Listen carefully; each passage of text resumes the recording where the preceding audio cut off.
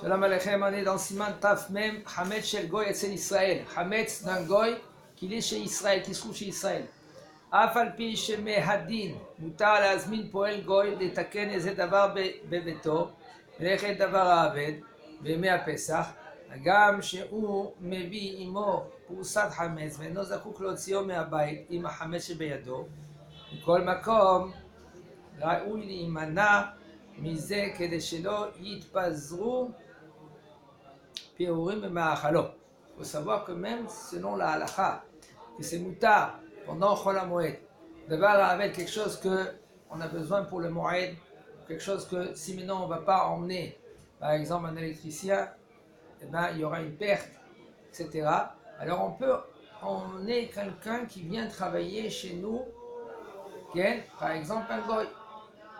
Et ce goy-là qui vient chez le bonhomme pour travailler pendant Chol HaMoed, avec les conditions comme on a dit, et il vient avec son hametz. Il faut savoir, on n'a pas le droit de l'obliger, de lui dire écoute, tu manges chez nous rien que de la galette. On peut rien que lui demander, gentiment. Mais si maintenant lui il est rentré quand même avec son hametz, selon la halakha c'est moutar. Pas besoin de le faire sortir de la maison comme il dit le Rav. Mais par contre, c'est conseillé de faire très attention, de lui dire, ne rentre pas par exemple dans la cuisine.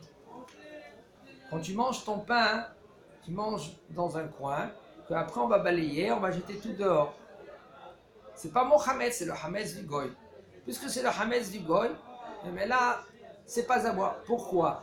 Même que tu vas me dire que la maison elle-même, c'est mon hatzer, et Jackie, allez, il faut savoir si quelqu'un il met dans le hatzer chez lui, quelqu'un il laisse, il ne veut pas $100 par exemple. Il met chez toi $100, il ne les veut pas.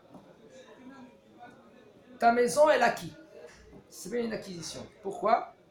Parce que toi tu le veux. Et deux, ton hatzer il les connaît. Ton hatzer il acquis. Mais s'il y a quelque chose que toi tu ne veux pas, est-ce que, la question elle est, est-ce que malgré toi, tu vas acquis, oui ou non? Eh bien, non. Le hametz, tu ne le veux pas pendant le Pessah.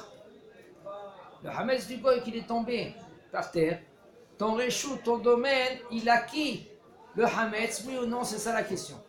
La réponse elle est non. Pourquoi? Parce que tu ne le veux pas. Tu ne veux pas acquérir. Tu ne veux pas acquérir. Mais là, même que le hametz il tombe de la main ou de la bouche du goy, il n'y a aucun problème. Dans le kol panim, par contre, il faut savoir, assour les chol beshulchan, c'est assour de manger dans une table avec le goy, et même que pendant toute l'année, c'est permis. Lui il mange de son plat avec une serviette, sur une serviette, et toi tu manges avec ton plat avec une serviette, on ne craint pas. Comme par exemple quelqu'un qui mange avec un Israël et un autre Israël, lui il mange du lait et l'autre il mange de la viande, c'est moutard, il faut faire un équerre, il faut mettre par exemple une serviette, que chacun il mange de son plat lui, comme ça, et on ne craint pas que lui qui va manger du plat de son copain. Ainsi aussi même avec le goy. Mais par contre, Pessah, là, même que tu fais une différence, quand même, c'est un peu délicat, parce qu'il y a des miettes, ça va vite. Et là, Yesh la rouge, on craint que lui, quand il va manger son chametz, et ça va partir un peu même une petite miette. Il faut savoir que selon la halakha, une petite miette, machéou, asou be pesach, chazak ou baruch.